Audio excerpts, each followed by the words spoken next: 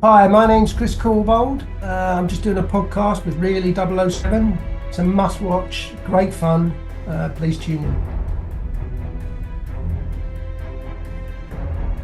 Good afternoon, everyone. This is Tom Pickup from the Really 007 podcast, and we're delighted to be with one of the industry greats today. We've got the Oscar and BAFTA-winning special effects genius. This is what I want to call him. It's Chris Corbould, OBE. Great to see you, Chris. Pleasure to be here. Yeah, really good. It's been great recently because we managed to meet Chris at the 007 GB event with his wife Lynn, and Chris was receiving another Lifetime Achievement Award.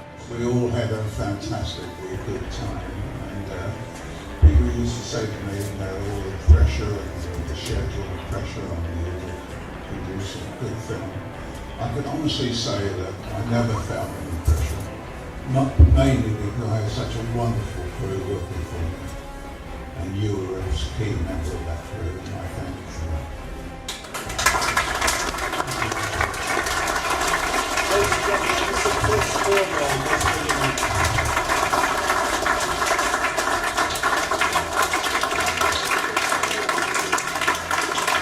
That's just for his Bond work, but the amount of stuff you've done for 50 years, is it, Chris, nearly in the industry? Something like that? No, it started when I was 16. Yes, it's 50 years. I mean, I gave up special effects a couple of years ago, so... Yeah. Probably 45, 46 doing special effects, and the rest of it writing and trying to direct. We could start with that, Chris, actually, because the last film you did, was it the Multiverse? Doctor Strange, the last special effect? Yeah. Yeah. Yeah. And since then, though, you are writing, directing a new film. Is that right?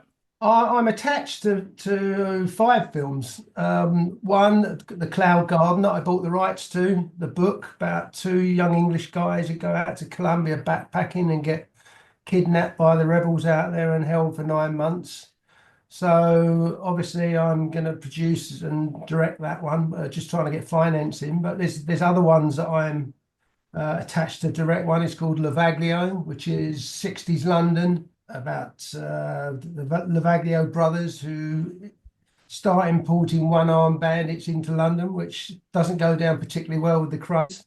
And it's about their life story, and it's all based on a true story, which is great. And I love the 60s period.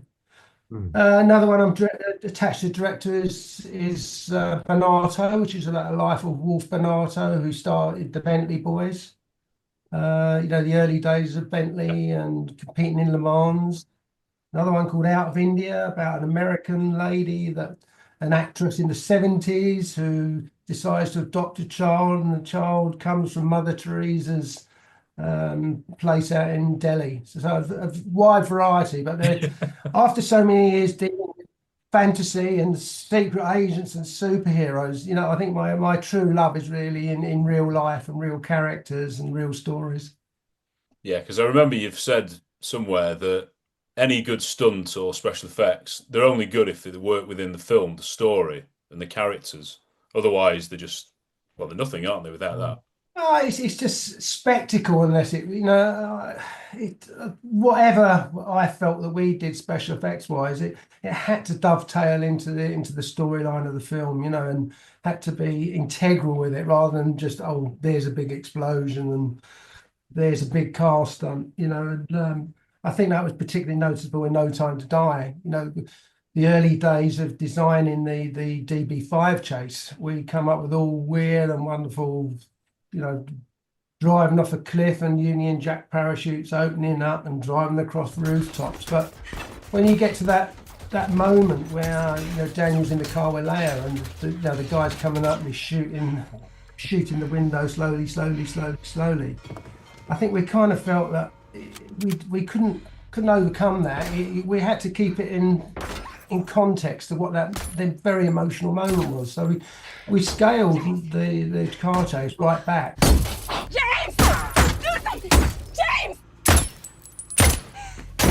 Say something, James!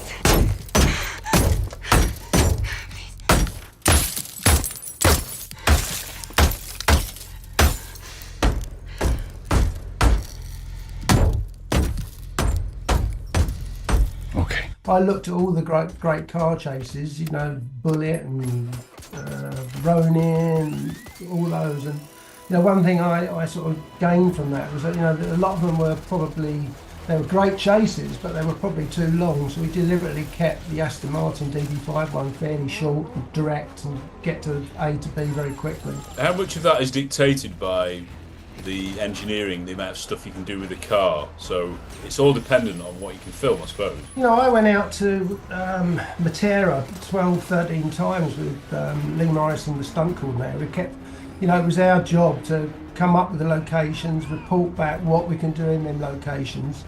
You know, we had a lot of resources for the DB5s. You know, Aston Martin, we had 10 Aston Martins to work with, 2 original ones that Daniel and Leia could get out of and had the sparkling interior, were totally original. Kerry wanted it to be gritty, but he didn't want it to be over the top.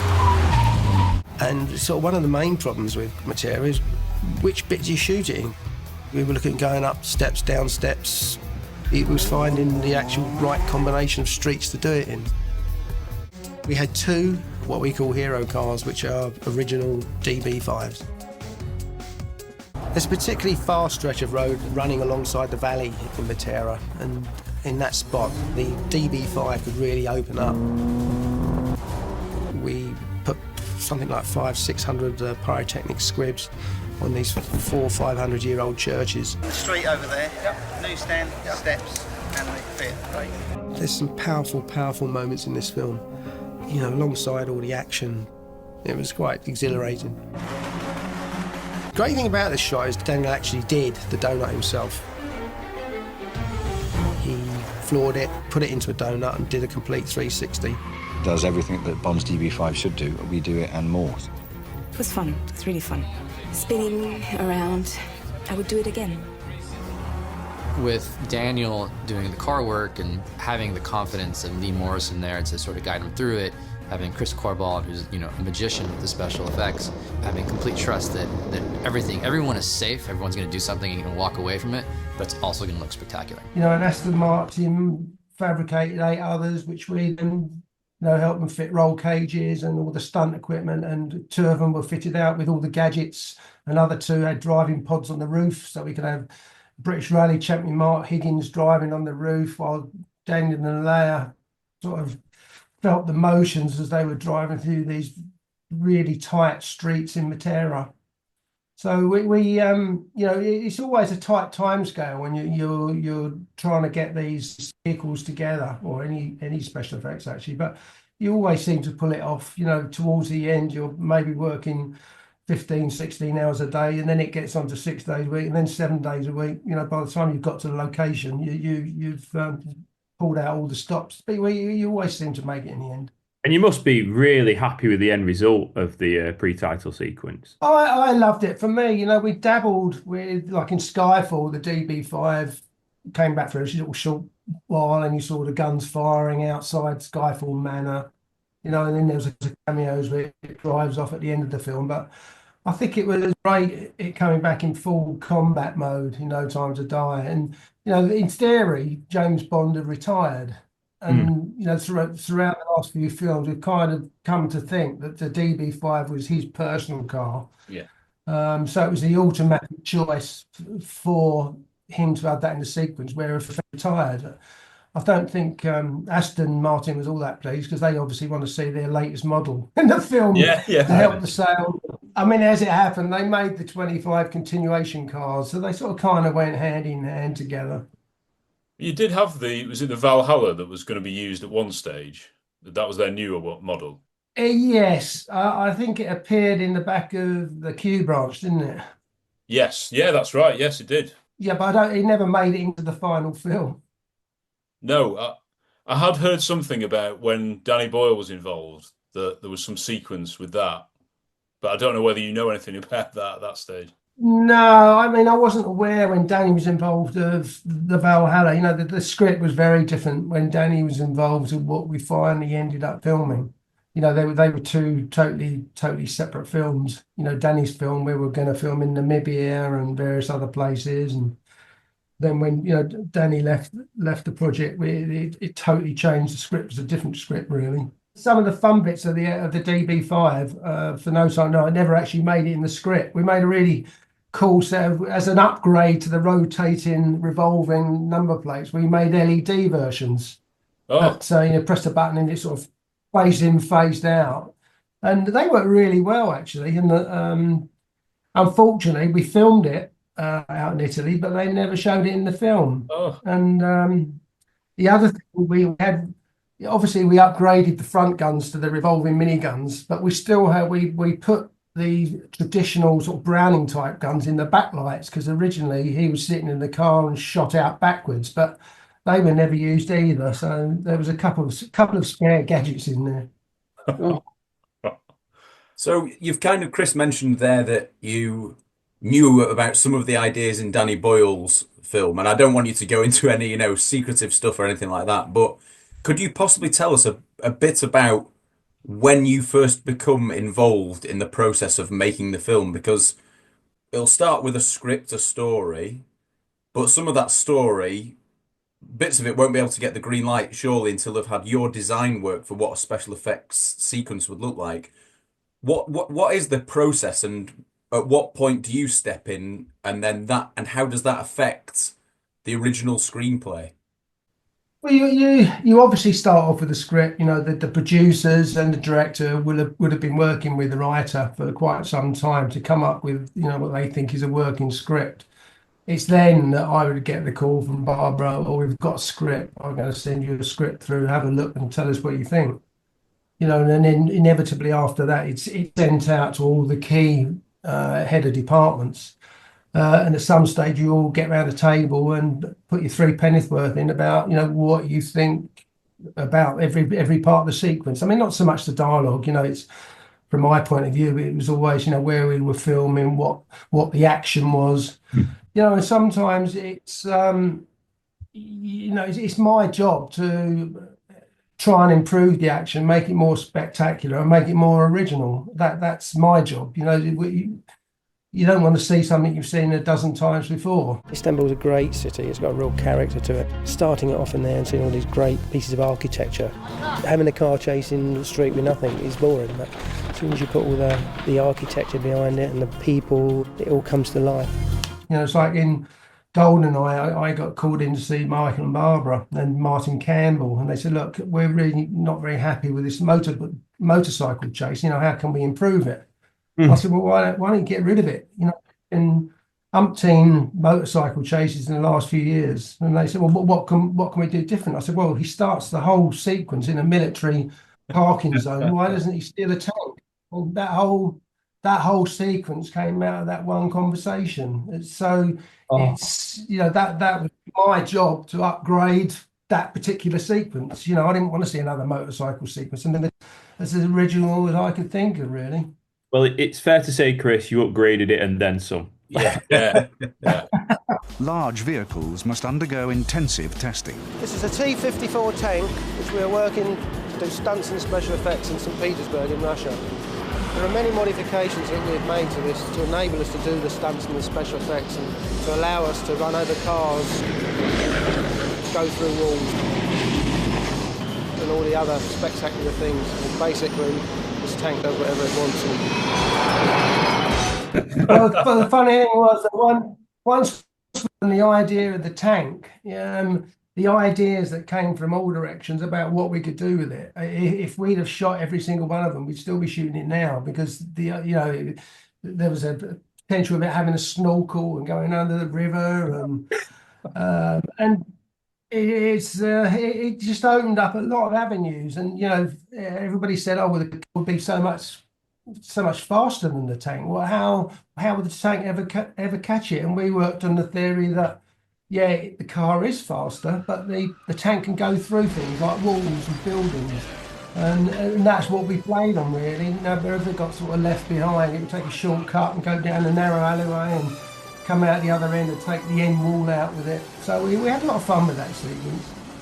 So in a script, would it, like that, like the GoldenEye scripts, would it say motorbike chase and then not so much detail, and it'd be kind of a case of, let's speak to Chris and see what he thinks? Or do you sometimes get it presented to you where they know what they want, and that makes you've got to somehow give them what they want, or do you come up with the ideas mainly with a blank canvas? Well, I can't help myself coming up with ideas. If I'm not totally happy with what's in the script, I badger them and wear them down until hopefully we get something. I mean, a similar thing happened at the end of Skyfall. More or less exactly the same thing. I got called in to see Sam Mendes and Barbara Michael, and I said, "We're not happy with the end of the film. I mean, how it's it's sneaking through swampy Scottish loch and all that. Well, how can we improve that?" I said, "Well, give us a few, couple of days, and I'll try and come up with something." And I came up with the whole big helicopter attacking the house and whatever, but. Sam comes from a very theatrical background, and it's been really refreshing to see a director looking outside of the normal action parameters of a film. He knows exactly what he wants to see. He doesn't want it over the top, wants it real and believable. I felt very happy that I had a combination of people I knew very well, like Roger Deakins and Dennis Gassner, production designer, and then people who had been with the Bond franchise and the Bond world for many years, for a lifetime in some cases, who had that kind of know-how. Like Chris Corbould, who is the head of special effects, and Gary Powell, who's the head of stunts. I can honestly say that actually some of the relationships I've enjoyed most have been with those that have done Bond movies before. I've always been very honest, like, well, I don't know how to do that. How have you done this in the past? How does someone jump off a 90-story building? And to have that knowledge has been invaluable, really. I couldn't have done it without them. The largest debate that we ever had in the movie, my heads of department, me, the producers, everybody, was helicopter or no helicopter, because if it were a traditional movie, the word Bond would not attach to it. We would simply do the assault on the house with people with guns, and that would be it. But there seemed to be a kind of requirement for some additional degree of spectacle because it's Bond. We're on the exterior of Skyfall, which is out in a lovely beauty spot in Hankley Common in Surrey, and we're just getting ready to blow it up. The villains have come down to flush them out, initially with a first attack, which is the soldiers on foot arriving by car, and then we have a major villain arriving in a big helicopter. It was a peach. It was fantastic. The guys all did a great job. It did exactly what I wanted it to do. I'm really, really pleased with it. I think that's one thing that I really like about this film, is that we've got great characters, there's a great story, and all the action that I'm involved with in it sort of dovetails fantastically into the whole storyline. If I see there's a weakness in the script, it's not a weakness, it's, obviously the writers are great at doing all their assembling the whole script. That's the real art in itself, but it's my job, knowing what's been shot before, how it's been shot, where it's been shot, to try and come up with something that's more original. And, I found myself doing that more and more and more, as I went, certainly the last 10 years, I found a lot of my time has been spent writing sequences and coming up with new sequences. Hence why I felt I had to make that jump into writing and directing for myself, rather than keep coming up with ideas and giving them to somebody else to direct. I want to direct it myself. Yeah. And obviously you've got to have a few different heads on, in terms of, you are a specialist, you know how it'll work technically. You also want to kind of push the boat out in some ways and make it original.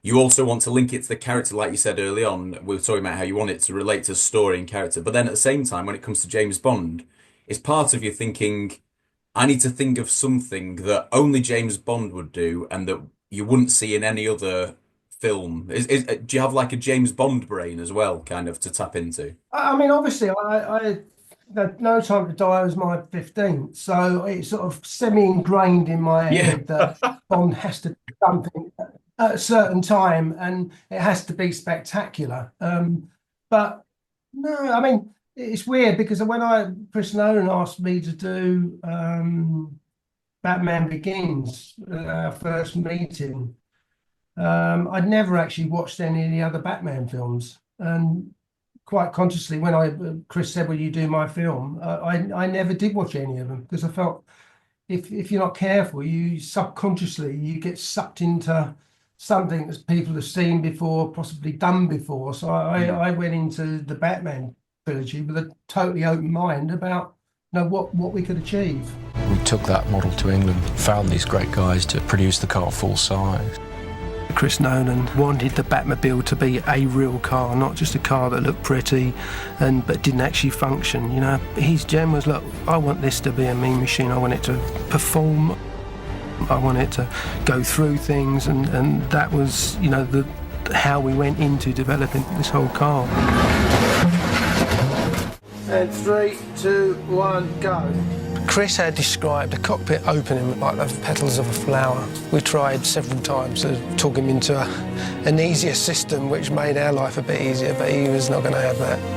The mechanism ended up where the front windscreen went up into the roof, and then the whole roof slides back, and then the 2 cockpit seats rise up. It was a nightmare trying to get that right. You've just got to have guys who've got technical knowledge of how to put all this together. They were so faithful to our original kit bash model that the glue blobs that Nathan had put into the model had been reproduced full size. It was quite a strange thing to look at. So what do you think? Does it come in black? The theory behind it is that it's got all these little aerofoils on the outside that all make tiny little wings, instead of having one big as an aircraft.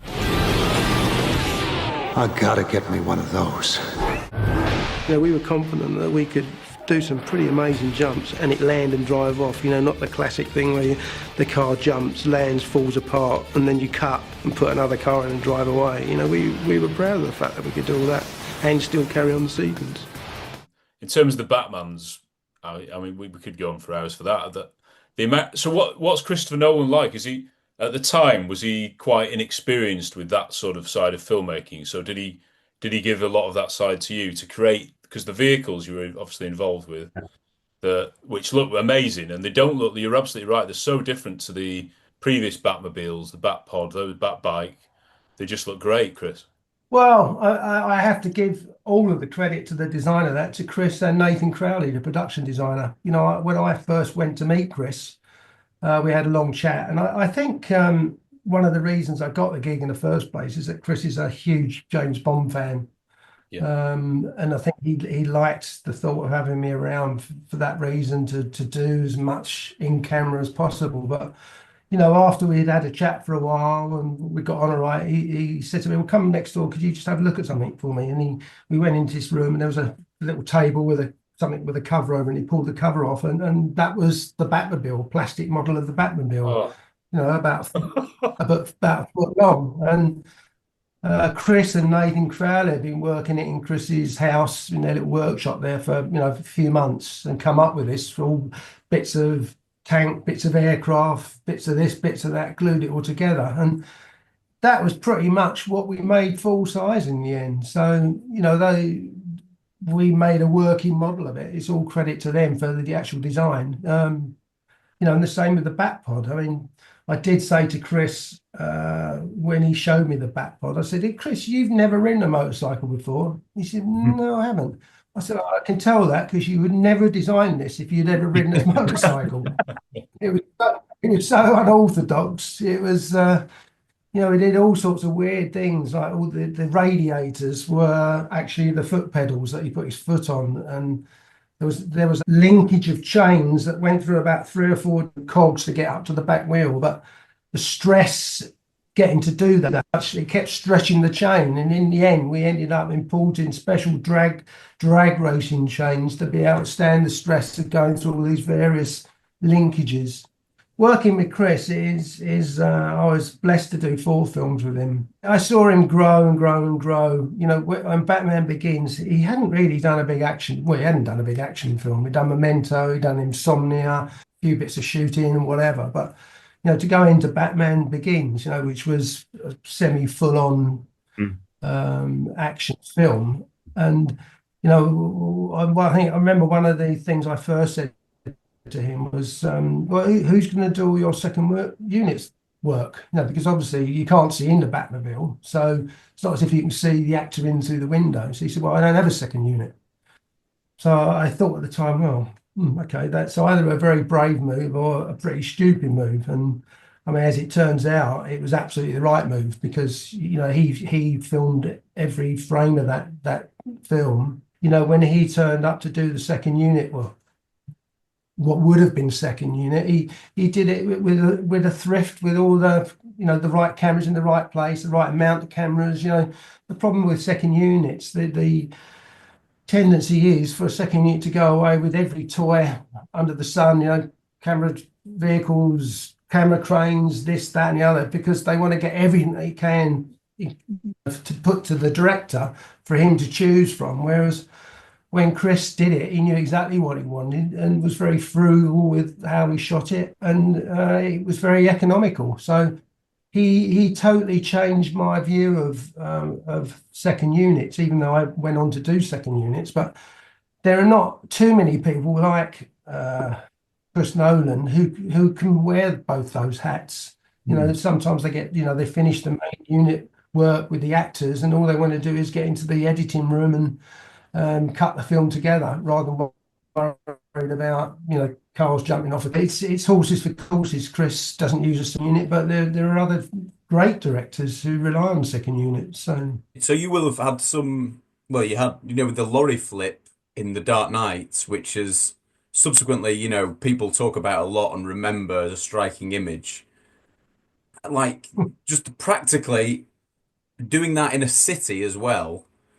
That must be a pretty proud achievement for you to be involved with. I know obviously Christopher Nolan has talked about being proud of that, and he was very proud of the prologue for Dark Knight Rises as well. He has these moments that he's proud of, but was that not a bit of an overwhelming task for you to do things like that? And then I think of like the Golden Gate Bridge and A View to Kill. Is there not any kind of sense of being overwhelmed by these unbelievable moments in cities? And I could talk for 3 hours on the truck flip. It was one of those events in the film where I kept leaving it before I actually got my head around it. And the reason for that is there's been so many times where I've had a problem or a sequence or an event in the sequence where I've lost days and days and days of sleep trying to work out how getting all the guys together and working out how we do it, and then they write it out the script.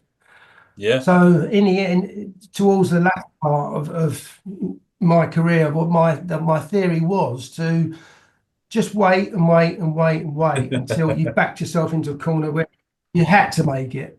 And I did try on a couple of occasions to sort of pacify Chris a little bit. Like one day I went to him when I knew it was definitely going to be in. I went to him and said, Can we have instead of an 18-wheeler, can we have like a 14-wheeler, make it a bit shorter? And he sort of gave me that sort of sideways look and said, no, I don't think it'd be as good. So then I thought I went tackle it another way. I said, how about if instead of the whole thing, a tractor unit on the ground, and we pivoted it over the fifth wheel so that I knew exactly where it was going to go.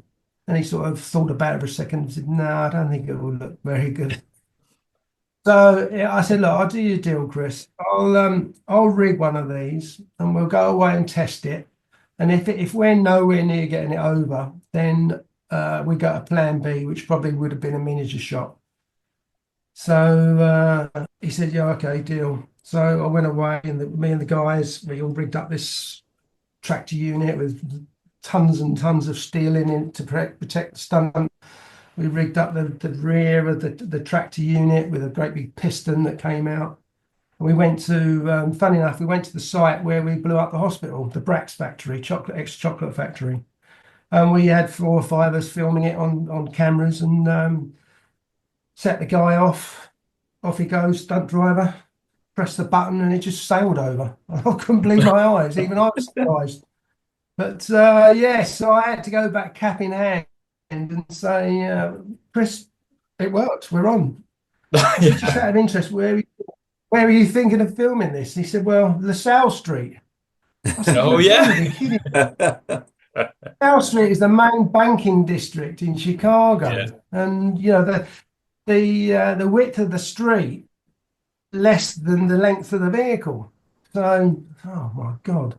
So anyhow, I was lucky enough to have 2 great guys who worked with me at the time, the famous Dick and Lou, and they worked out a system where as soon as the ram pushed it 2 inches off the ground. There was these big pair of teeth that dug into the tarmac. It was it was a bit messy after, but it served a purpose. But what that did, it gave us a pivot point, a good pivot point. That, you know, if it had gone up and slid sideways, we'd have been through the front of a Chase Manhattan bank or something. So no, I probably have lost more sleep over that shot than any other shot I've done. Oh. I think when I was up at the start position, making sure the stunt guy was all okay and strapped in, and we were loading up the air cannons to 1,200 pounds per square inch with nitrogen. And I said, right, Chris, we're ready now. So he said, oh, you come back down to camera? I said, not a chance. I'm staying here. I want to watch it from here. He said, really? I said, yeah, I feel better here, actually. So anyhow, he called over action. We sent it on its way, and I've watched it. I'm like, oh God, I can't watch this anymore. And then I thought, there's going to be two outcomes. There's either going to be the sound of the whoosh of the cannon going off, and then there'd be a silence, and then there'd be a sound of a load of crashing glass, and then deadly silence, or there'd be the whoosh of the piston going off, silence, a crash, and then a loud applause. And luckily enough, it was the second one. So I breathed again after that. But a very nervous but fulfilling moment when it was over. And I'll never forget, Chris next day came up to me. He was a bit annoyed, actually, and said, Chris, can you believe somebody on an iPhone or what got a picture of that out from one of, because we're filming in buildings that are 20 stories. Can you believe somebody got a picture of that and just put it on the internet? I said, well, that's made my day, because everybody now knows that that's a real shot. And there can be no dispute. Yeah, true. I said, it's not going to stop any one person going to the cinema to see that shot on the big screen. So no, I'm very happy about that. And he kind of agreed after a while. I think it might have even featured in the trailer as well. I think it was something that people went in knowing about and were just as the jaws would drop in just as much. Bond is, slightly different, but it's a lot of the action sequences come out of the locations, really. Matera was a particular place where just lended itself for certain things happening in certain places, and you sort of blended the two together to come up with a worthwhile chase. So contrasting Matera to, say, Norway, where there's a lot of car chases and stuff and sequences, which is far more open space. How difficult was that to do?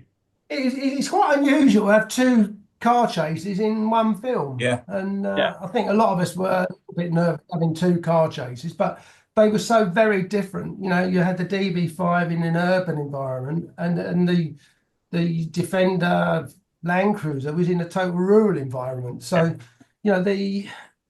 the aesthetics of both the chases were similar, but very, very different. Although the scene was set in Norway, I mean, most of it was shot in Scotland and Windsor Great Park. And I think one of the things that we shot on a big estate in Scotland, where we did a lot of the off-road stuff, going through rivers and all that. And I have to say, one of the great things about that were singing the praises of visual effects is that after they'd done a dozen or 20 rehearsals, it was like a mud bath, all that, and they made it look like it was all pristine grassland that they were going over, which the audience would never know that. But it was fairly wet up there, and it was just full of muddy tyre tracks throughout the whole thing. Really spectacular chase, off-road driving, coming down 45-degree slopes. Jaguar Land Rover gave us 8 Land Rover Defenders, and they were really put through their paces. They're a complete roll car. You could roll them over and get out and you'd still have a smile on your face. I've never seen 4x4s jumping so high in the air. Down the banks, up a river, through a river, flipping over. It was a real high-speed off-road chase and looked fantastic. I think that's one of the reasons. I was very honoured to get Oscar nominated for No Time to Die. It's the first time in 44 years that a James Bond film had been nominated, and long overdue. But I think a lot of only due to what we did special effects wise. It was the really invisible work that the visual effects people did that, you know, you looked at it and you never actually realised they'd done anything, which I think is the greatest use of visual effects. That is absolutely right. And again, congratulations for all those nominations and wins, Chris. But I think some people are very quick to say visual effects are rubbish, we have to do practical effects. But there's a sweet spot, isn't there? So I know, like in Die of the Day, people always go to there's too much CGI. But hang on, there's the ice chase, which obviously you're involved with, which is one of the best. It's got to be one of the best Bond chases sequences in the whole franchise, and you need both, don't you? Really?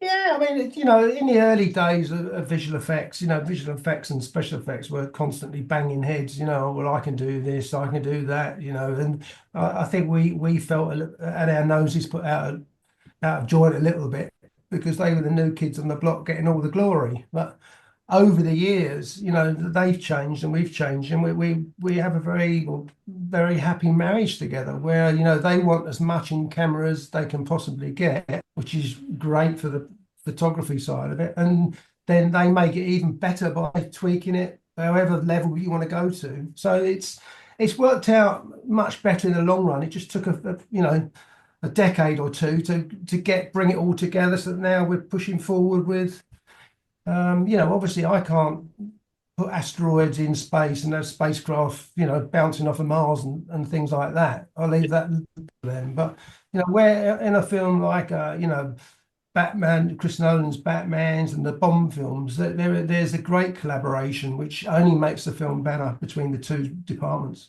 Yeah. You talked as well about, should we use miniatures or should we not? And I know in that trilogy, lots of miniatures were used, and in the Bond franchise, loads of miniatures are used. How do you feel about, you know, applying your skills when it's involved with miniatures? Is that something you enjoy just as much, or do you prefer it to be as life-size as possible? Funny enough, I got in miniatures on Batman Begins, the overhead train, the monorail train crashing down. Got involved with that. And then on Casino Royale, I got involved with the sinking house. There was a third scale miniature. We built a miniature plane that came out of the hangar. So I sort of went through. Yeah. Some of these things, they call them bigatures, not miniatures. Yeah. They are big. You know, the house was third scale. So although we built the full size interior of the house, we built the third scale exterior of that sinking house, but that was still 35, 40 foot high. So yeah, they're not really miniatures. But it's still interesting because, you know, when we collapsed in that miniature house, we tested every single, you know, how the chimney would break up, what materials look good, what speed we filmed it at. We have a pretty clever group. Chris Corbould and his boys have built at the 007 stage the interior of the house above tanks of water with all kinds of equipment to make it tilt and to rock it and to bring it down into the water. Okay, we're going on to a set now which sinks into the water about 18 feet and also tilts on both axes. Now there's some things you ought to know about the set. Anybody climbing over the outside of it?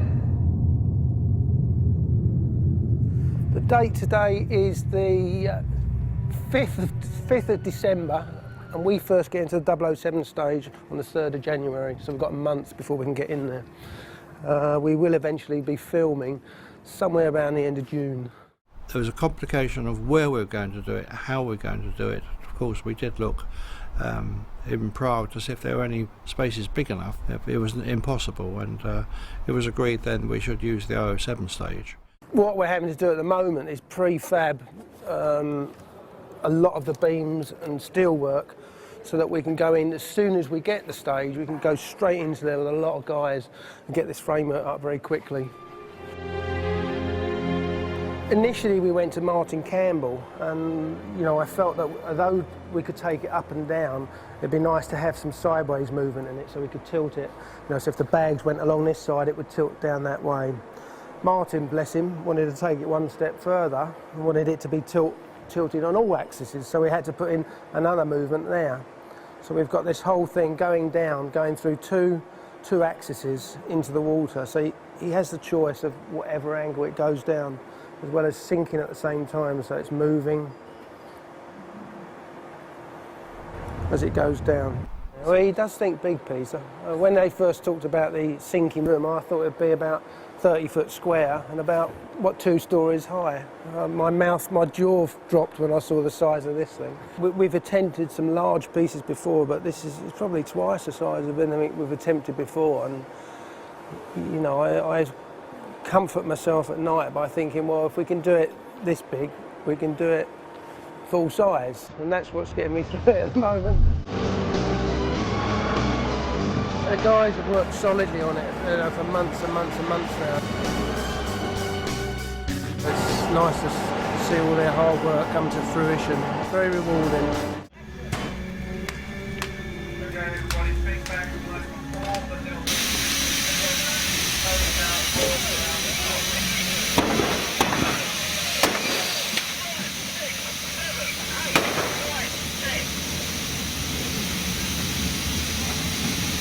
You know, I found that all really quite interesting, and I, you know, in my younger years, I did 3 or 4 films with Derek Meddings, who was a master of miniatures. You know, did all those, and you know, I kind of sort of hark back to that. You know, it was almost like a homage to Derek to get involved with these miniatures and carry his legacy on. So no, I found it really interesting.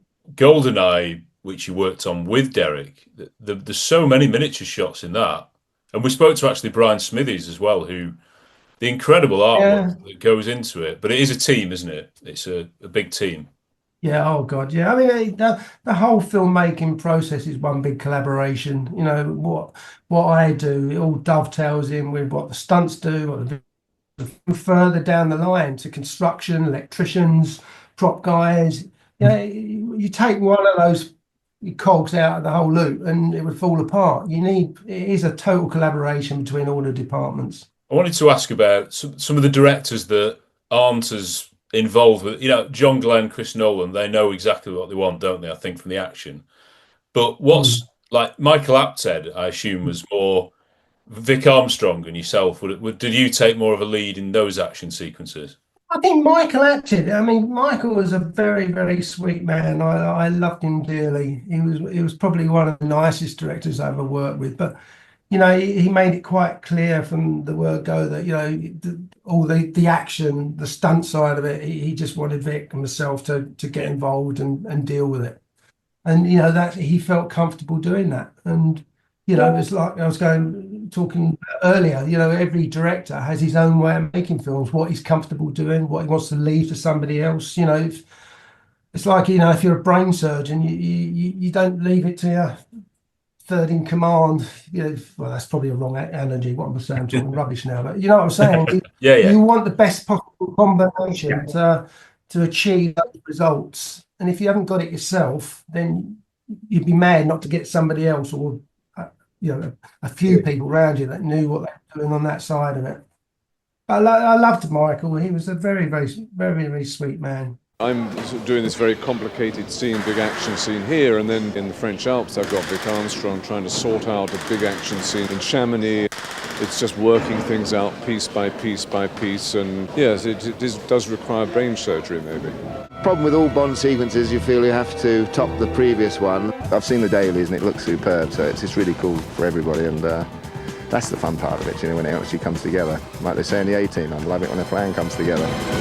We love that film, John, don't we? Yeah, I think that film perfectly complements. You've got a very good emotional story and you've got brilliant action interspersed in it, and I think it's a film that goes under the radar. I'm not going to say underrated because I rate it incredibly highly, but it's like it seems to go under the radar, and there's a lot to love in that film. Yeah, no, it was. What was that? That was World Is Not Enough, wasn't it? I'm trying to remember. Yeah, well, they had the boat, didn't they, Chris, at that event we went to, the Q boat. I mean, that's an incredible, it's an incredible sequence. I don't know whether you could tell us a bit about that. Well, the whole, you know, chase up in, you know, up the Thames in London was a logistical nightmare, you know, particularly for the location department, because they had to, you know, get all the permissions. You know, I had to go up. I was had to talk with the bomb squad, and because we were letting off fairly lumpy explosions up the Thames, and they said, one of the things not the bomb squad, but the environmental people were worried about were, how many fish was it going to kill? Yeah. And I said, well, okay, I'm gonna do a test. I hired this company that put these massive, great speakers by the inlets to power stations that are at sea. The idea is they blast out all this music and it scares all the fish away. So I had this brainwave of getting this company with these big speakers, setting the big speakers up. I think we were in one of the docks up in London, letting a big dynamite explosion off and praying that there was no fish. Well, we did it, and we let the explosion off, and there was a few little ones, but nothing significant. The only trouble was the explosion blew the front of the speakers out underwater. So we decided that's probably not the best way to go. But it was a really interesting. It was great. It was always great filming in London, those spectacles, those shots. Even to the point where I think we had a complaint from the Houses of the Parliament that the boats were making too much noise while they were in session, which made my day. Yeah, you're doing something. It worked. The boat worked. It's a real boat, and Pierce was in it, wasn't he? Oh, yeah, he had a drive. I mean, the couple of the shots in the film, you can see how violent it is, the way it's thrown around. But I think it stemmed from New Zealand. They did this course in New Zealand where it's like a go-kart track with boats. You can look it up online, and it's quite phenomenal in virtually 2 foot of water. It was a fun sequence, and even the I think it was Victoria Docks where we filmed the big explosions where they're being chased, and one end of it was Canary Wharf, and we had all these £1 million mansions all the way along the side of it. Again, that was a little bit nerve-wracking doing that. Explosions and glass don't particularly go well together. So I can't believe we did all this stuff, but we did. You did it again though in Spectre, didn't you? Oh, yeah. The helicopter crash on the Westminster Bridge. But most of the helicopter crash was done in the 007 stage, the actual crash. Oh, okay, right, yeah. Yeah, we rigged up an overhead rail, and they built a replica of the Westminster Bridge. Is it Westminster? I think so, yeah. I can't remember. Yeah, it's Westminster because they had the Tower London for the Big Ben. They built a replica in the 007 stage, and we built an overhead track and crashed the helicopter in the studio. So really, the big thing up in the Thames was the noise of the helicopter flying up at night. The Guinness record biggest explosion in Spectre as well. And I'd love you to tell us about that, because there was a big publicity about that when that came out. This is definitely going to be a big Bond moment. 24 charges, each of which are a kilogram of high explosive. Action!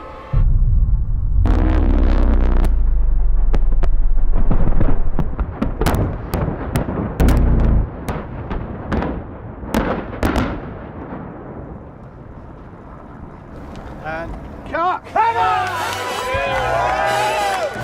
All one shot. Come up the stairs. Line of dialogue. Largest explosion in the history of movies. Exit frame. Cut. And the shot of Daniel and Leia in front of the explosion is very, very synonymous with the whole film, to be honest. So we'd love to hear about filming that. Let's go home.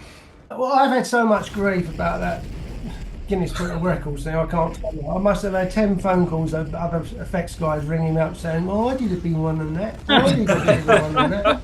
I really didn't have much to do with the whole Guinness Book of Records thing. That was production who got jumped onto that. I've never seen the bloody certificate, so I wasn't even at the awarding ceremony when they gave it to them. I think Michael and Barbara were there. But yeah, I mean that whole sequence, we knew that we had to blow up the baddies lair, and the visual effects people kept coming up with these pre-visualizations where you see the explosion and all the ground caves away, and you see all this underground complex. And Sam wasn't quite buying into it. And I said, "What do you think, Sam?" He said, "It's not Bond. It's not this is not Bond. It's a different film, but it's not Bond. So I just said to Sam, I said, look, Sam, I think if it ticks your boat, I think I can do a great explosion out in the desert, and I think you'll love it. So yeah, well, let's do that then, and that's what we did. We just rigged up a huge explosion. The great thing was, an explosion like that, which is a one-off. The tendency is to put about 12 cameras on it and into cut, high, low, close in, whatever. But Sam said, no, I'm going to shoot this with one camera or two, one as a safety from the same position. And we had Daniel and Leia in the foreground, and then it just all erupted. But there was a bit of a funny story because there was 300 separate explosions in there. One initiated this, which initiated that. So we used a new computerized detonator system, which instead of running one wire to each one, you just run one wire all the way around, and then you program the computer to say, right, you will go off at 0.4 seconds into the run. You'll go off at 0.8 seconds into the run. So each detonator knew exactly what timescale it was going off, which was great. Saved us a lot of wiring, whatever, and certainly cut down on the potential for misfires. But the downside to it was that when you press the button, on the switch box, it took 3 seconds for all these detonators to talk to each other and say, well, I'm ready, I'm ready, I'm ready, I'm ready.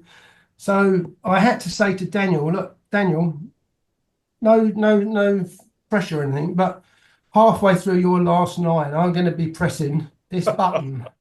So don't mess up the second part of your line. So he looked at me and said, you're shitting me, are you? I said, no, I'm serious. So anyhow, we rehearsed it lots of times, not with the big explosion, but we put a little firecracker off to the side and he would do it. And it worked out really good. I mean, the thing I'm gutted about was that part of the deal was that we had to, any explosives that we had left over, we had to destroy before we left Morocco. And I'm a bit gutted that I didn't have it in the background as the last explosion, because that last explosion where we got rid of all the stuff was twice as big as the one that we did in the film. Whoa. So if I'd have put that in the background, it would have been something else. There'd have been no dispute. I'd say, Chris, that like going through the Bond films and your work on them, the effects and the stunts are not only the most memorable, but some of the most timeless things that are just, even now, decades later watching them, they are absolutely magnificent and awesome in every way. But like, that's how we see it. But you've just mentioned there, like in Spectre, there's bits of new technology that come in to do things differently.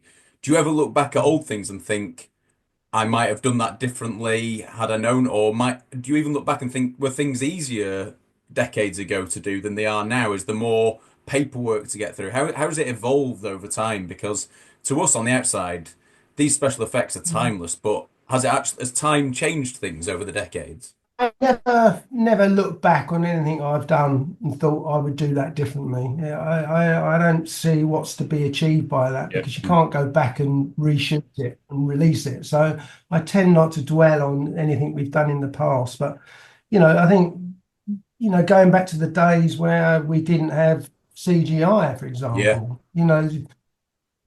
these days nobody cares about what wires you've got on actors. They just paint them out. Whereas going back to the older days, you used to have to paint in the wires by hand and try and make them thin enough where you didn't see them. I see wires that the size of cargo ship cables now on some actors when they're doing stuff. But it makes it a lot easier. All the safety side of it is much better now that we've got, because they can paint out a box rig at the bottom of a building. They can paint out these massive wires. They can, there's a lot they can do. So it certainly makes it safer. But part of the adrenaline rush in those days was, you were just doing it with what you had around you, and you had to have contingency plans. If something didn't go quite right, you had to have a contingency plan. This particular sequence, this effect, is probably the biggest mechanical rig that we've got to do on the film. As a pure set piece, this is our pistol de resistance, as it were. The actual mechanism for it was almost like an overhead roller coaster. We only had a certain area to stop it before it hit the tank. For me, it was always blowing the baddie's lair up at the end of GoldenEye, the end of so many Bonds. You know, it's normally £1 million, £2 million set, and you've got one go at it. Yeah. You have to try and work in lots of contingencies. Like, you know, if you get a few wires that burn somewhere, I mean, obviously everybody does everything they can to damage limitate those sort of problems, but you have to have so many layers in place that if that bit malfunctions or doesn't go off, you don't ruin the shot. It keeps it going, and there's nothing there to still make it spectacular. It's second guessing really all the time, and goes with everything. You know, you've got to have a contingency plan 1, contingency plan 2, 3 and 4, you know, because you can never tell. It might be weather that messes you up, might be whatever reasons. You know, you all kind of second guess things going wrong. Speaking of weather as well, like the tanker chase in License to Kill.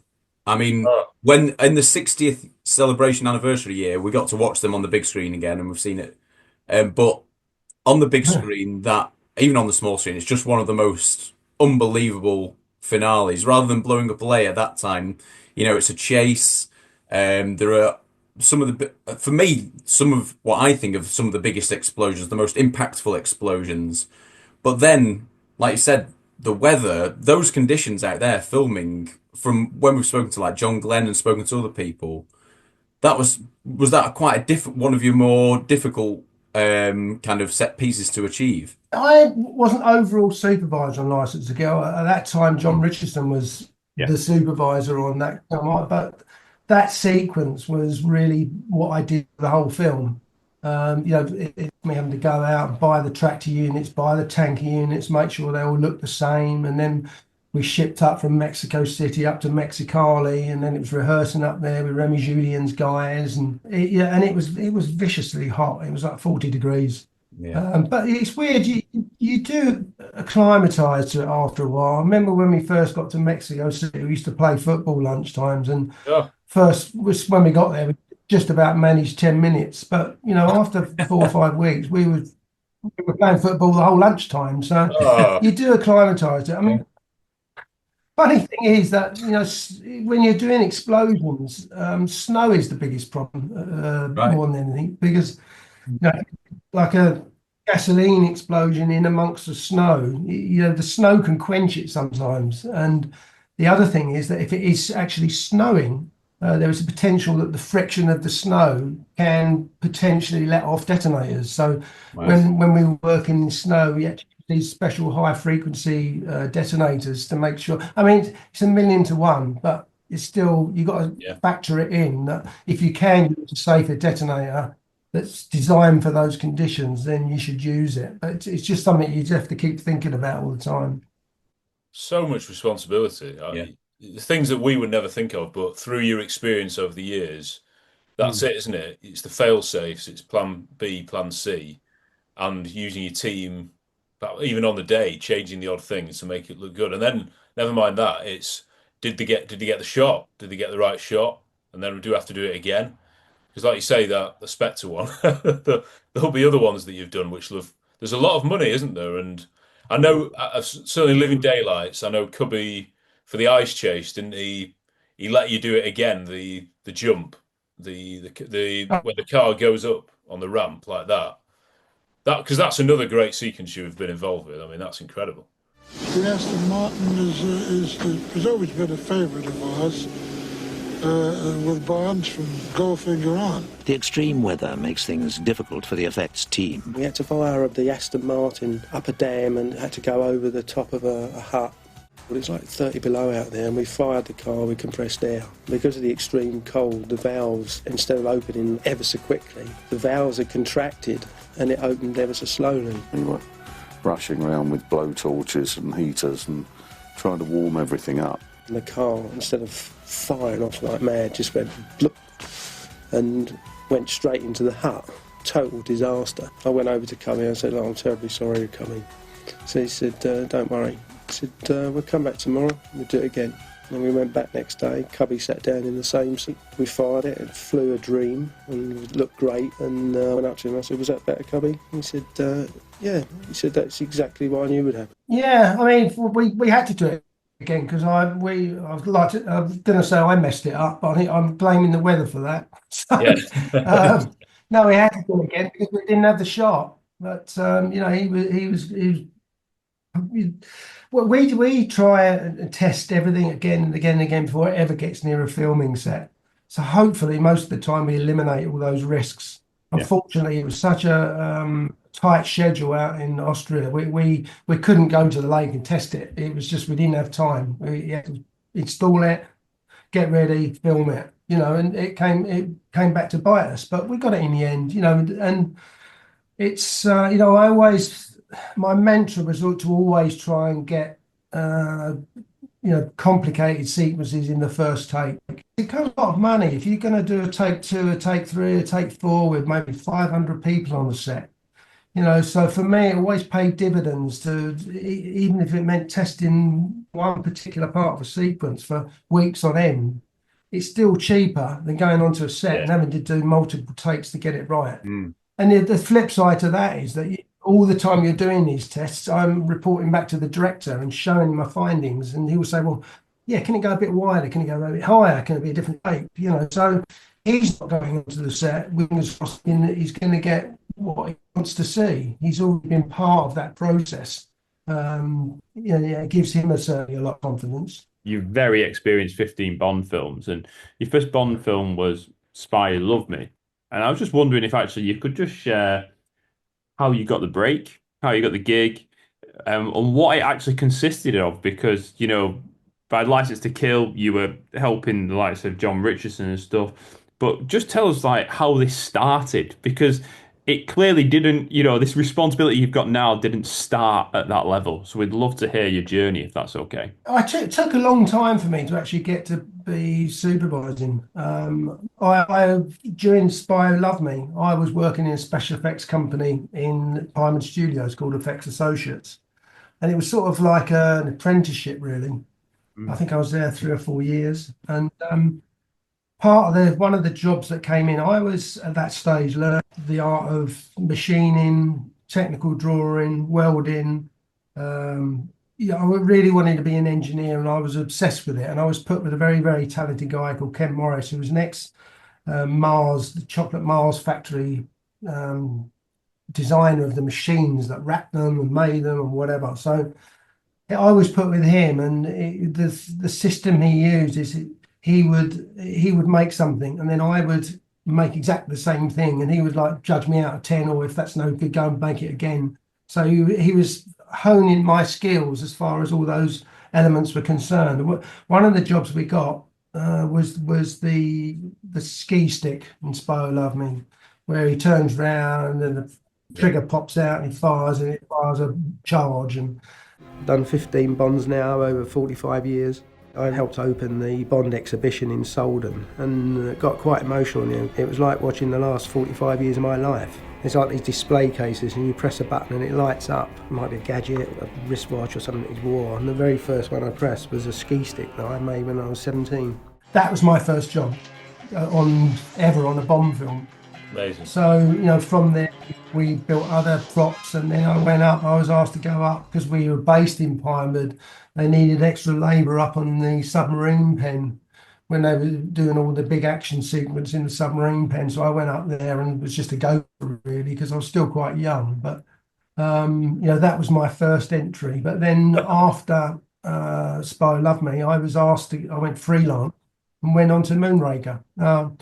I'd never been abroad before. I was 18, something like that, 18, 19, never been abroad before. All of a sudden we were based in France, in Paris. We had a sequence in Venice with a gondola. We had a sequence in Brazil. We had to go out to Iguazu. Had a sequence in Florida where we done all the boat chase. You know, it was, all my Christmases came in one go. Yeah. And, you know, I travelled the world on one film and just had great fun. Spy Who Loved Me was an entry level, and Moonraker was full on. You're on the Bond family now. So, I mean, I clearly it was, but Imagine going for your apprenticeship job. Right, for your job, you are going to design and make an exploding ski pole. And it's be like ingrained into Bond history. Obviously, you didn't know that at the time. And then once you've done that, you're going to go and travel the world and be involved in making a Bond alert. I mean, unbelievable. It really is. Do you know, at the time, never really sunk in what was going on. And bear in mind, I didn't design the ski stick. I was just making the second one. You know, it was almost like a O-level test of, you know, Yeah. I've made one, now you one. So, funny enough, I told the story at the OSM event that I went out to Solden in Austria, and there's one bit there where they got about 5 or 6 different dark cabinets, and you press a button and it lights it up. And the first one was a orthopedic, I think the second was a Amiga watch, and the third one was the bloody ski pole that I made. Got quite emotional. Thinking, oh God, that was like, yeah, can't believe they've got that. And this, I made that, you know, when I was 17 or whatever. So no, it's fun. But you know, I don't think at the time it was just like head down. Learn as much as you can, soak up all the experience from all the people around you, you know, and then later on I developed this, you know, I'd really like to be in charge of this. That's when it really started sort of coming on to me that, you know, what the potential of it was. But really, you know, in the early days, it was learning and earning a crust, you know, to pay for my motorbike. I'm right, you've not got to keep any of the Aston Martins, the millions that you've worked on. No, it's a bit of a bone of contention that. But there you go. Sorry. I'd say to Barbara, look, can I keep one of these? I've done 15 of them now. Surely I can keep one, but it never happened. I'm to be perfectly honest with you, I wouldn't know what to do with an Aston. You know, I've got 13 acres with horses and fields. All right. I'm never happier than being on my tractor. You know, the Aston Martin sounds nice, but no, not for me. That sounds good, doesn't it? Bond in a tractor. Yeah, we've got the JCB, haven't we? Yeah. Got to think outside the box, you know, like the tank. Yeah. Takes, you know, there's, you know, I've thought years about, you know, to get a Formula One car going through London, you know, what fun you can have with that. You know, ideas all of a sudden just jump out at you. You know, they could all make great sequels. You know, we've talked about Batman, the Superman, the Star Wars, there's all sorts. But just then when we've been talking about how you've developed and evolved in your role, would you say actually having that Bond family has been a really important part of your career in terms of those consistent faces, those regular people you've been with for, you know, spanning decades? Was that family atmosphere really important compared to other films and projects you've worked on? Did it have quite an impact all being together from one film to the next? I think yes is the answer. I think what the whole Bond connection did, and bless them, you know, Michael and Barbara play a big role in this. You know, when they gave me, Barbara and Michael took over as producers on GoldenEye, and they gave me the position of special effects supervisor on it. So they stuck their neck out for me on that. But having over the years, having their confidence in me and giving me, you know, the resources to come up with all these weird and wonderful things, it's made me a more confident person to be able to suggest sequences, come up with wild and wacky ideas. And similar sort of thing to Chris Nolan, really. You know, I did 4 films with Chris, and after a while, you're working with the same people. You know, I was sort of a bit of his slightly inner circle with Chris, there was Wally Pfister, the lighting cameraman, the DP, the production designer Nathan. There's something comforting about working with the same people, knowing their strengths and, you know, how you can rebound off of each other. But certainly Bond as a character helped me immensely throughout the years, as far as, you know, speaking when I thought it was right to speak and not just, you know, continually coming out with drivel just for the sake of it. I was never hugely vocal. If I had something to say, I would say it, but I wouldn't say it just for the sake of hearing my voice. So a massive thanks to Barbara and Michael for having the confidence in me and backing me for the next 9 films or whatever it was that I did with them. That was hugely helpful. An end of an era, isn't it? I mean, like you're moving on to writing, directing, producing, and they've obviously handed over to Amazon now. So I don't know. What do you make of all that, Chris?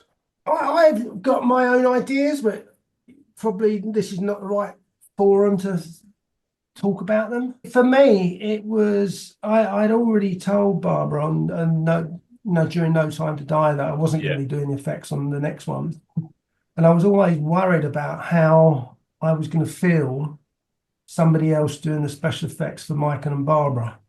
So in some ways, not being involved anymore eased my mind a little bit.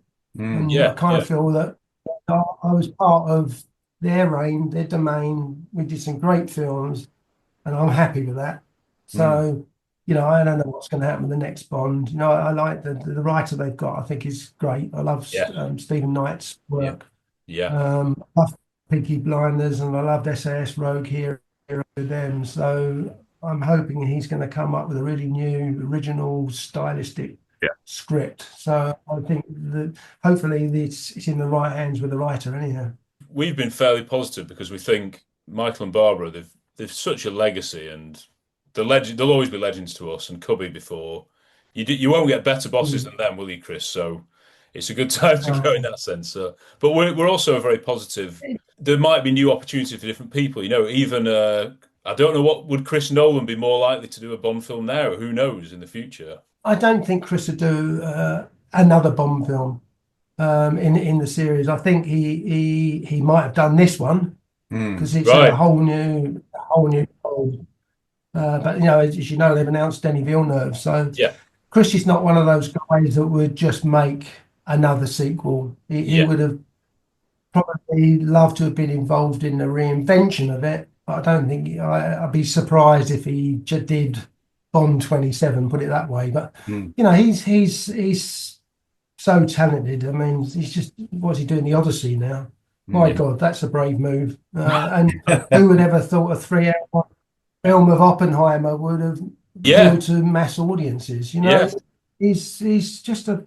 I had a wonderful, wonderful time with Chris, and I'd like to think I taught him some stuff about special effects, but he certainly taught me a lot about filmmaking and how to behave on a set and how you treat people.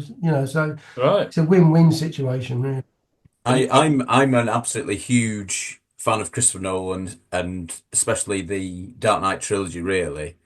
And one of the things I love about them is they feel in some way connected to the Bond films.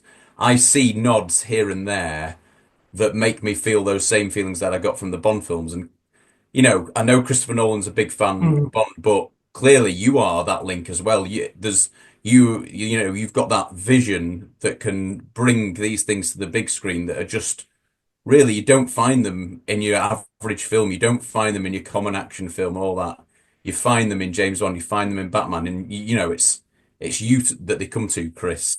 So obviously there's Chris Nolan, but Chris Corbould, I mean, genuinely such an important name in terms of the last decades of action films. It's incredible. Oh, that's kind of to say. I mean, I'd like to say I did it all on my own, but I had a tremendous crew around me, throughout all the films. So, we all work as a team. We bounce off of each other. Lots of them are brilliant engineers. We worked, everybody second guessed everybody else. But, going back to Chris, there were several times where Chris would call me into his little viewing room and we'd look at. I remember one time, I think it was Dark Knight Rises we were going to do, and he said, "Come and have a look at these two sequences." And we looked at the sequence in Moonraker where they fall out and they haven't got parachutes. There was Jaws, and there was. Do you remember that scene? Oh yeah. Well, it's absolutely spectacular. Yeah. Well, they shot that for real, and you can tell they're both stunt people, and you can tell they've got hidden parachutes underneath their costume. So he said, "Well, look at this one with Daniel where we shot it green screen in one of these wind tunnel things." Oh yes, Quantum of Solace. You can see, you can see it's Daniel's face, but he said, which one do you think works best? And I had to say, well, Chris, but that has got so much more on the edge of your seat feeling Yeah. than that one. Yeah. And he said, yeah, absolutely. And I think he based the whole of, the plane sequence in Dark Knight Rises. We shot so much of that for real, from stunt guys coming out of planes to us dropping the plane, shot so much of it for real. When he came up with the flying bat in Dark Knight Rises, in the script, I went to Chris. I said, look, Chris, I don't understand this. I said, why we've made the Batmobile, which worked and was spectacular. We made the Batpod, which was equally spectacular. And now you come up with the flying thing. I can't build a bloody flying thing that looks like that. See, why can't you have a Batboat? We're going to be filming all around New York or Chicago, wherever it was at the time. We could have a Batboat, have some great fun and do it all practically. And he said, well, let's talk about it. So we went away and talked to him about it, and we went through it shot by shot by shot. And we ended up, for the opening scene, we had the back alleyway, we had on an overhead wire, pulled it out. We hung the flying bat under heavy lift helicopters and flew it over the landings. We had it coming down into the scene with a crane. We had it mounted on the truck the streets. So by the end of it, I think we'd shot 50 or 60% of it practically. The CGI guys had to take out some rigs and whatever, but it's the fact that we shot a lot of it practically meant it gave a benchmark for the CGI people to match what we'd done. Yeah. So in the end, he was right again. I never actually said it to him in the end, but he turned in a great sequence, and he was right. We say as Bond fans, maybe Peter Hunt started that kind of ball rolling.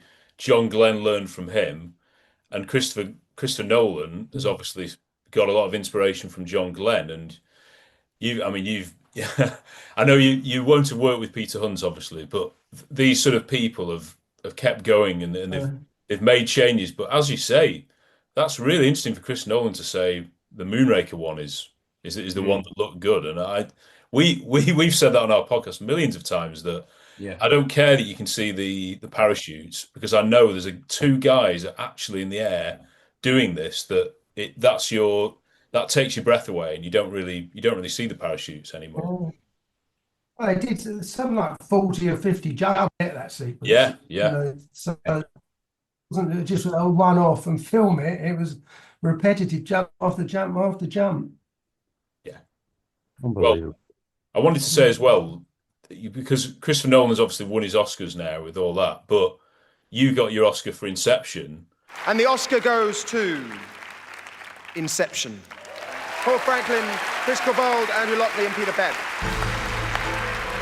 I'm sure the kind of guy he is, he would have been so thrilled that you got that. Because it is, like you say, it's a collaboration, isn't it? This is the first Academy Award for Paul Franklin, Chris Corbould, Andrew Lockley and Peter Beck. And I don't know, could you tell us a bit about, because have you been to each ceremony? Because is it 6 nominations you've had? And what? Yeah, I've been to them all, and my strike rate's not good. 1 out of 6. And, I think I like 2 BAFTAs out of 11 nominations. So, listen, 1's enough. Yeah. It's almost like, oh, I've done that now. Move on. Hi, I just want to share this with my amazing special effects teams in Los Angeles, Canada, France, Morocco, and my great crew in the UK, and also to their families for their support, especially my wife Lynn and the kids. Great, thank you.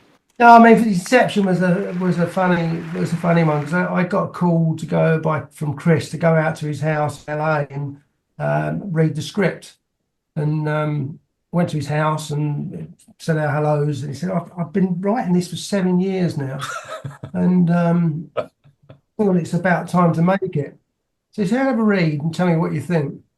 So I went into his little office thing, sat down and read it through, and I came out and he said, well, what do you think? I said, well, I have no idea what it's about, but I think there's a good film in there somewhere. Yeah. And he said, I'll let you know if I can get it going. And I think it was the following Wednesday, he rang me up and said, I've got it green lit. Wow. Which is unheard of, So all of a sudden, but role at that stage, Dark Knight had come out, it was a success, Warner Brothers loved him. The thing about Chris is that he's always on schedule and he's always on budget. Yeah. So he's a studio's dream director. the funny thing is, he wears three hats. You know, he's got the producer's hat, he's got the writer's hat, and he's got the hat. So I think I mentioned this at the 7 gig when he's writing. The world's the limit, and you sort of talk to each other and come up with ideas, and then he puts into the script. And you've got a great script, and then once you're locked in on that, his producer's head comes on, and he says, "What planet do you think you're on? Where you thought you had that much money to do it?"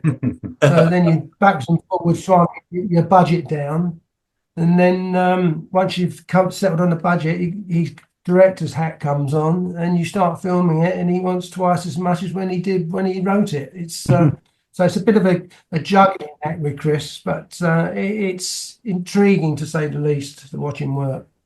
You know, his thing about Chris is he's on set every minute of the day. You know, he's not one of these directors that will do a shot and then go back to his Winnebago, get a call, oh, they're ready. You know, he's there on set every second of the day. And we can be Inception, we did a huge, great rain shot in LA, you know, where we had rain sprayers on, I don't know, 8 or 10 blocks. That was a massive, great rig. The train coming through. He was out. He was out there in the pouring rain with every minute of it going on. So, you know, I take my hat off to the guy. Wow. Absolutely incredible, isn't it? I suppose there was a funny thing, just going back to the Batpod. One of the things I mentioned that I said to him, how can you possibly design this? But one of the things that quickly became apparent to me was Batman's got this long cloak. And there's no bloody mudguards on this Batpod. So I went to Chris and said, "Look, Chris, you know, we're in early stages yet. We haven't got a working prototype. But one thing I think we should consider is that, you know, when he's sort of sitting on his bike and he roars away, he's got this great big cloak hanging all over this massive, great back wheel. We should maybe think of a contingency that, in case it all gets wrapped up in the wheel." So he said, "Well, we'll have a think about it." I think he had a word with Lindyham in the costume designer. They came up with this backpack that, if need be, the cloak would suck into this backpack as he took off. So anyhow, we got the prototype ready, and I said, "Well, Chris, I'm going to go down and test the Batman in his cloak with this Batpod." And we fixed the cloak, but fixed it with lightweight nylon tires. So if it got caught in the wheel, it wouldn't rip him off. It would just rip the tires, and you know he would be fine, really safe. So we got the stunt guy on, put the cloak on him. He got on the bike, and then we said, "Right, come on, let's go for it. 3, 2, 1, go!" And he took off. And as soon as he'd gone 2 feet, the wind got under the cloak, and it just lifted into the air. Oh. Never ever looked like it was caught. And I had to go cap in there to Chris and say, "Look, forget the backpack. I think we're fine with this."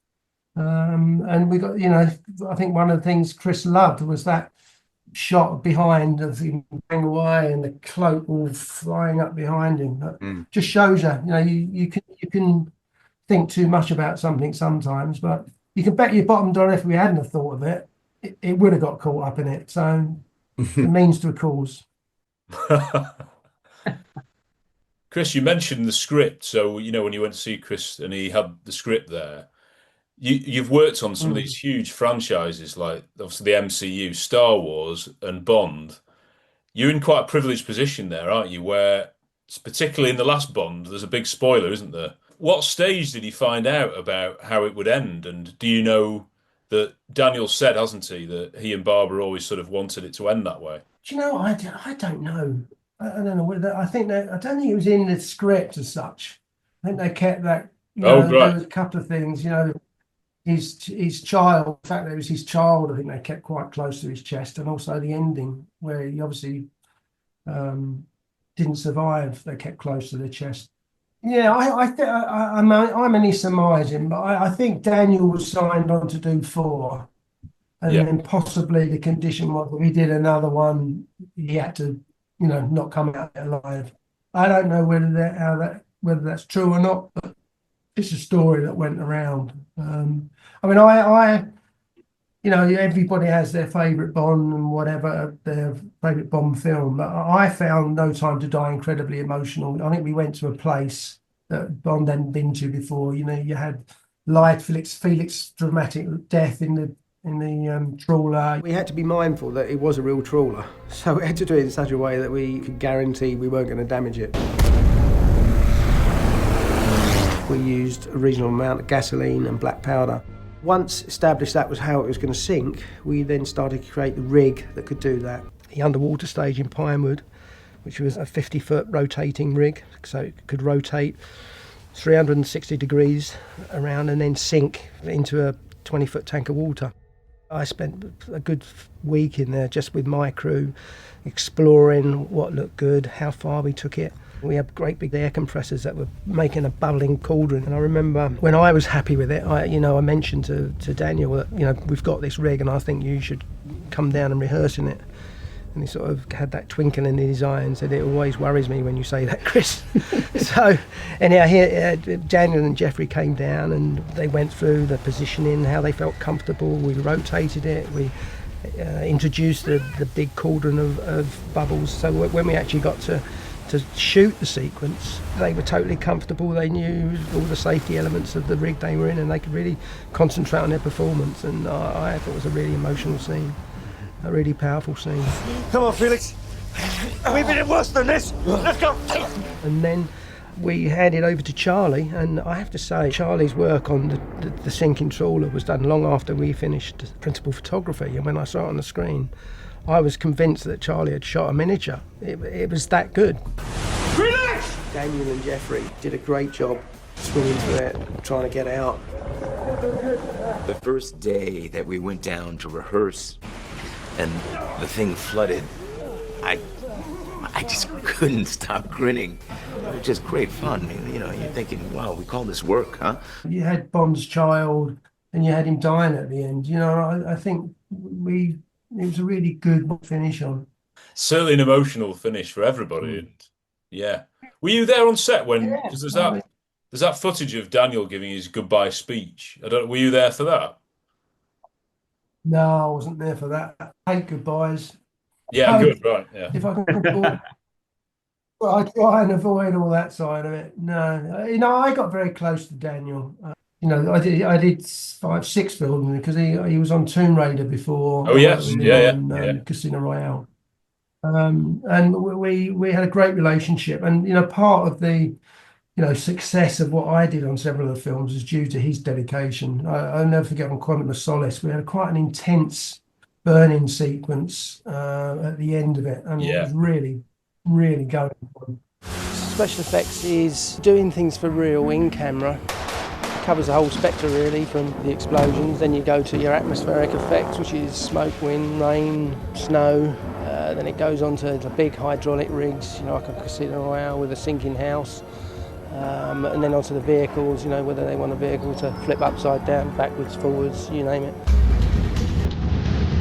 On this one, Bond and Camille are in a DC-3 and they're being pursued. They've shot the live action stuff in Mexico with the real planes, and we're going to shoot the interior back in the studio. So we've built from scratch a DC-3 which can revolve as if it's banking left and right. As well as the revolving, it can go 180 degrees vertically in the air. There's one room where the girl is trapped in the corner and Bond fights his way through the fire and gets into this room. And I said to Daniel, I haven't got any doubts about you, because obviously we've worked together. And I said, but I've built a replica of this room in my workshops with all the flames coming up and the ceilings dropping down and the beams dropping down. And I think it'd be a really good idea if you come in, with the lady and just let her get used to what's happening, so she can, when we get to film it, she can concentrate on her acting rather than being nervous and worrying about what's going on. And he said, no, absolutely. And he came in on a Saturday, I think, on his day off, and they both came in, and we started off, showed them how the flames come up, and then you turn them off and they go back down, showed them the beams drop in, the ceilings caving in, and by the end of it, she was absolutely confident in it, and I think it paid dividends when we shot, that she could actually concentrate on her acting role rather than her life. Yeah. Chris, can I ask, it's a very general question, but is there a Bond film that you are most fond of working on? and maybe because of your work in it contributes to that as well? I think I get asked this quite often, and there's no one Bond film. I think I have a soft spot for GoldenEye because it was my first film in charge of the special effects, and it was a real mission to make sure that Bond was still relevant because there'd been like a 7 or 8 year layoff while the court battles going on. Okay, this is a piton gun, very specialised gun given to Bond for a certain mission. That's the piton that goes into it. This piton fires into a rock from the gun and has a reel mechanism which sends a line out attached to the piton, and the reel winds him into the rock.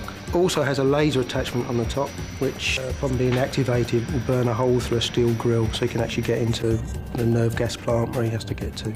So I've got a soft spot for GoldenEye. I've got a soft spot for Casino Royale because it was Daniel's first film. And, you know, the press were vicious with Daniel. I was up at the press conference up in London where he came up the Thames on the boat, and the press were horrible. And I think that the whole crew at that time took it on as a mission to make sure that we proved them wrong and that he did great Bond. No, which is what we did. And I loved No Time to Die because it was, you know, the last of last Daniel's ones, and I love the emotion in it. I love the DB5 chasing it.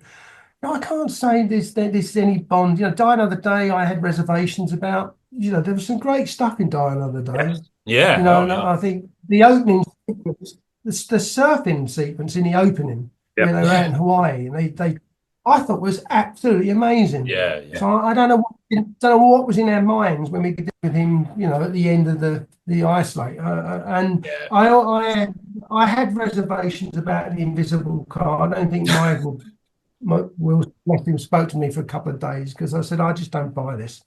I said, I get it. You know, it was based on real technology. Yeah. I said, but I get it if it's 100 yards away and you're looking at, you know, projected on the side of a vehicle from cameras on the other side. I said, but not standing right next to it. I think that's a bridge too far. But anyhow, it seemed to get a laugh. But I think Die Another Day served a purpose in that it got us out of that whole CGI, you know, this is the new tool. We can, you know, it brought us right back down to ground level. And I think that's the great thing about James Bond. They've sort of evolved through each James Bond into a different style to cater for, you know, the audience at that particular time. You know, you had Roger Moore with his very jokey, you had Pierce, still jokey, but a bit harder. Timothy, who I think was vastly underrated. Yes. I think he was great. And then, you know, Daniel, you know, totally down to earth, gritty. You know, so they've been really clever, and that throughout all those 26 films, they've managed to keep evolving with the audience to give them what they want at that particular time, which I think is really clever. You're right. After Die Another Day, you did that. Was that another Guinness record, the car flip thing? That was incredible. Well, I mean, I wasn't driving that. No. No. I think it's actually been surpassed now, that one. But it stood for a long time. Other people who you've been involved with on Bond. So Purvis and Wade, the writers. So they've been veterans now, haven't they? So I don't. How much contact do you have with them, and what are they like as chaps? They're lovely guys. We meet up with them on a regular basis at, you know, Bond events, you know, whatever. And, you know, they're great, down to earth, funny, witty guys, you know. And, you know, we never really crossed paths very much once we got into the actual nitty gritty of making the film.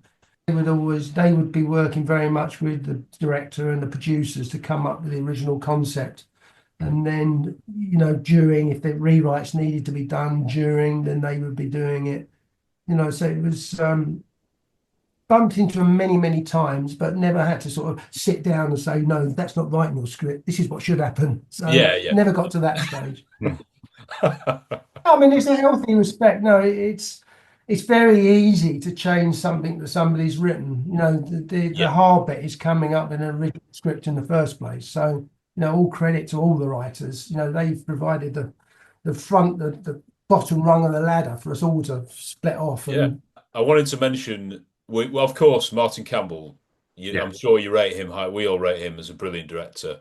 But then, of course, after that, you've had Mark Forster, who was completely different. And I don't know what was your working relationship? Was it quite different on those films between the two directors? Yeah, I mean, Martin's a firecracker. You know, he's a million miles an hour. And so Bond will exit. As he exits through to them, let him blur through frame there, which will be my reverse cut. So he's kind of ducking as he comes through.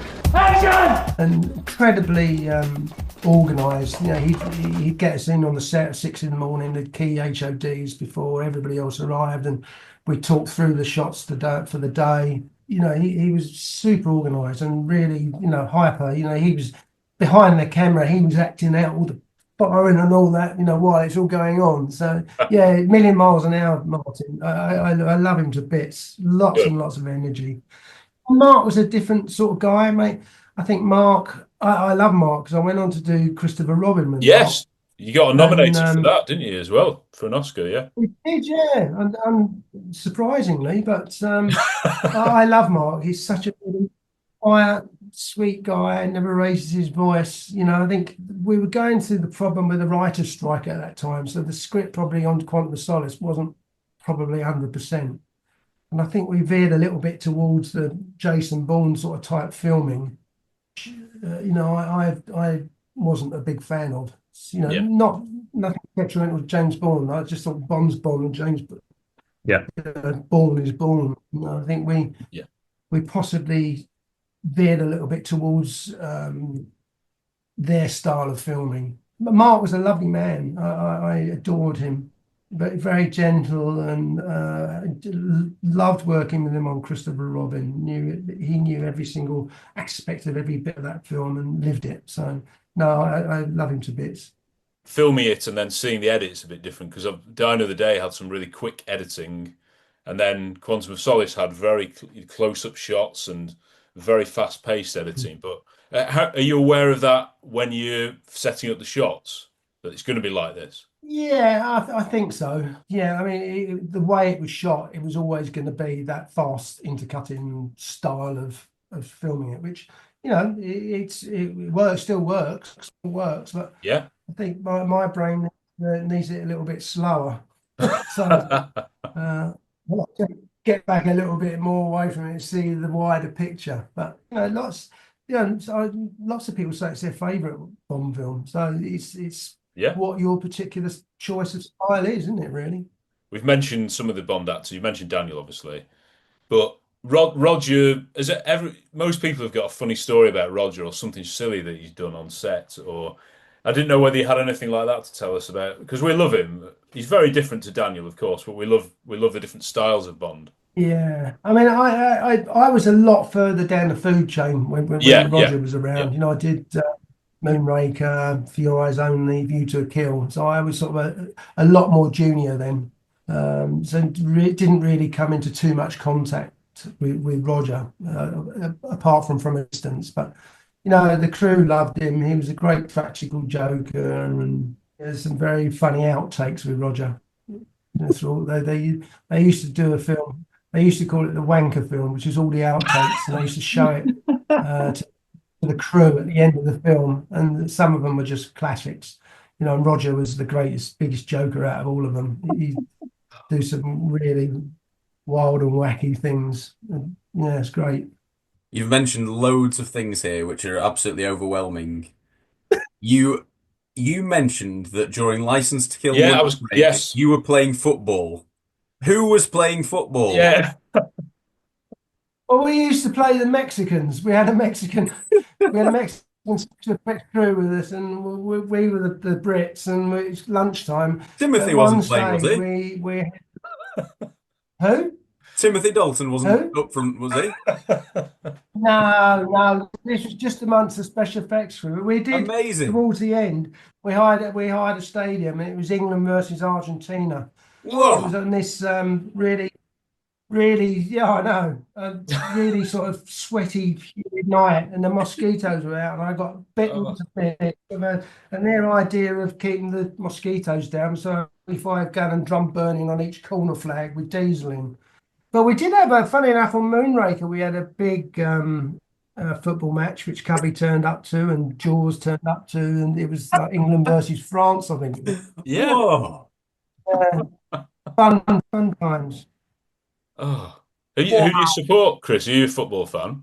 Do you know what? I used to be an avid supporter, and I was an avid Chelsea supporter. But I'm more into rugby these days. Oh, right, okay. You know, the Six Nations and the Rugby World Cup just had me on the edge of my seat, and I think I've sort of grown out of football a little bit. My grandkids are well into football. They've both got Chelsea strips, and that seems to be the youngsters' team. But no, I'm sort of more of a rugby fan these days. Well, Harry and I, we're Bury fans. I don't know whether you remember, we went under briefly. Bury? Yeah. Near Manchester. I know of them. I don't know much about them. They never met Chelsea. No, we're a little club, but yes. No, just these images of these football matches now are brilliant. They're absolutely brilliant. Oh, yeah. They were so much fun. So much fun. I've got a picture down in my hallway of the one on where you got Jaws, 7 foot tall in the middle, and all of us. I was 19 or something when that. So, it's the funniest thing. But that's the great thing about Bonds. They promote this family. Family feeling when you're on it. Every single crew member is valued, and if you got a problem, they really help you out of that problem. It's like no other film. They Barbara, bless her, and Michael and Cubby. They were just the most extraordinary people. Oh, amazing. You got your family as well, Chris. Obviously, your wife helps you in your industry, but your brothers as well. Yeah, they're all plodding along. They're all actively engaged. Yeah, they've all worked. Paul worked with me when we blew up Skyfall Manor. Oh yes, yeah. He came on and gave me a hand on Doctor Strange. I'm not so close with Neil, but the Paul and Ian are over the years have come on, and when I'm short of crew, they always came and gave me a hand. Oh, what a talented family! It's unbelievable because you've come from a 17-year-old apprentice into what we think is Britain's best film institute ever. It always will be for us. And then the fact that you've worked with some of the absolute greats in every single field, in front of and behind the camera, it's got to have made a massive impact on you. But it's your own talent that gets you through, isn't it? And that longing to do a bit more each time. That I want to be in charge of this supervising, and now you want to be doing more behind the camera as well in terms of writing and directing. So, looking forward to all those. You sound busy, Chris. Dear me. It's just financing. It's a world that I'm not particularly au fait with. I'm learning fast, but not fast enough. I've got 4 or 5 great scripts, and I just need someone there to stick their hand in their pocket and make them. Going back to what you're just saying, I think the film industry and doing special effects has taken me to some wonderful parts of the world. I met some wonderful people, places you never go to on a package holiday, for whether it be Kenya, South Africa, Vietnam, Thailand, all those places. And, in the middle of Africa, I did Ghost in the Darkness out there, and working with real bands and just magical. You look back on those times and think, my God, I'd never have done that. You're never going to buy a holiday ticket to go to this place. So no, very blessed. Chris, like we say, thank you so much. We really appreciate your time. I think it's really important though that Bond fans hear these stories because they know your name and they've seen you, of course, behind the scenes footage doing the films. But just to hear these stories firsthand, it shines a light on a different part of the industry that you might not hear much about. People like us who are obsessed, we just everything you're saying is just amazing to us. It really is, and these are some. Hours, I tell you. Yeah, well, yeah. Our episode, we did a review of what was Dine of the Day. It was about 11 parts, 20 hours, or something like that. But we've always been kind to you, Chris. Don't worry. Well, yeah, as I said at that meeting, you got to be kind and courteous and respectful to everybody, whether Yes. they're arseholes or not. I'm assuming you'll bleep out all the swearing because I don't know what your audience is. No, we can. We've not said anything far too worse bad. language than this, Chris. Don't worry about it.